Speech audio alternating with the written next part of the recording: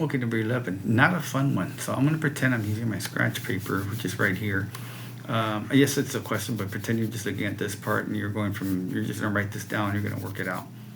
I can kind of think like a number line. So I know that I'm over here somewhere at the negative, here's 0, here's -1. I'm somewhere over here at the negative 0.8. And I got to jump this way 4 2/5 times. 6 times. 4 2/5, 6 times. Which the way I see it is going to be 4 times 6, roughly a little bit more than 24. So I'm going this way 24 spaces or more, right? So I'm going to end up at 25. I'm going to end up somewhere in 26, 27, around there. So I already know that that's not my answer, just because how much I'm going to the left. Well, let's find out how much we're going to go to the left. So there's 2 things I can do. I know since I'm moving left, because this tells me I'm going to the left, all I'm going to do is really just get this and add that to that, and that's my move to the left. The hard part then is to find out what that is. So let's find out what that is. So this is really 6 times 4 plus 6 times 2/5. This part's a 24. This part's the what? That's going to be the hard part, right? If you want to, it's repeated addition, 2/5 plus 2/5 plus 2/5, 6 times. Or it's going to be 6 times 2 is 12 over 5. And I think the hard part really in this test is what's that going to be? Well, it's 5/5 plus 5/5 plus 2/5. And 5/5 is 1, another 5/5 is another 1. This is 2 and 2/5. Added onto this 24.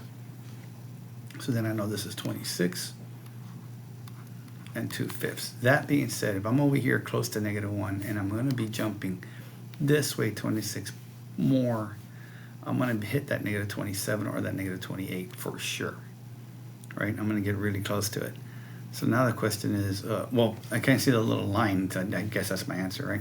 So now it's, okay, so I'm jumping from here, way over here, 26 and 2/5, which is going to think, what, 4/10, something like that.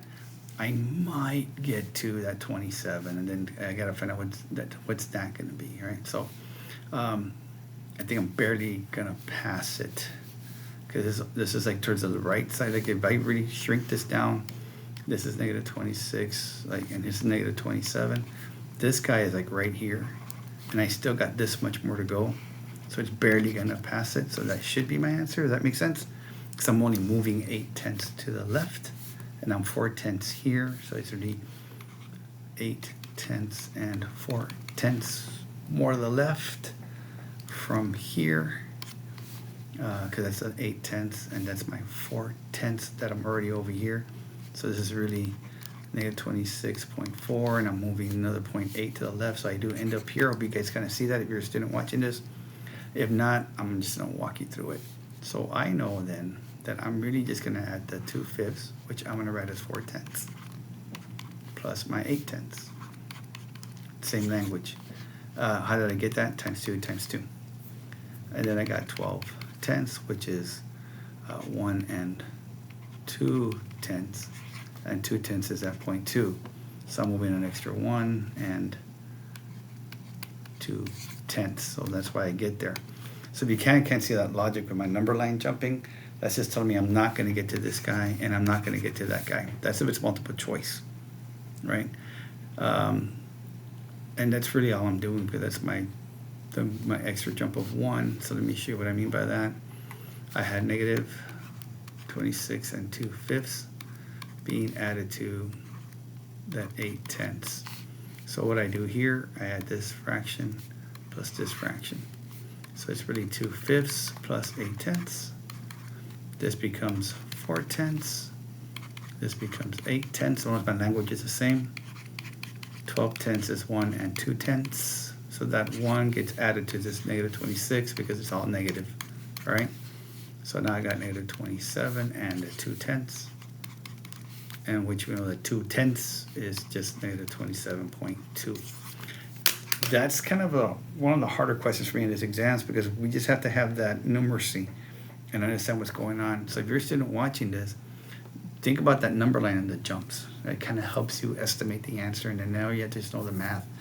Use a distributive property. Break down this number into pieces you can do. 6 times 4, 6 times 2/5, and you can start seeing it a little bit differently.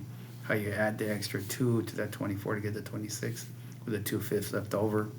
knowing that really all you gotta do add to that is just add the two fractions, and then think the same language, right? 2/5 is 4/10. A negative 0.8 is 8/10. And notice that I wrote it down as a fraction so I can say it verbally to help me get to that answer.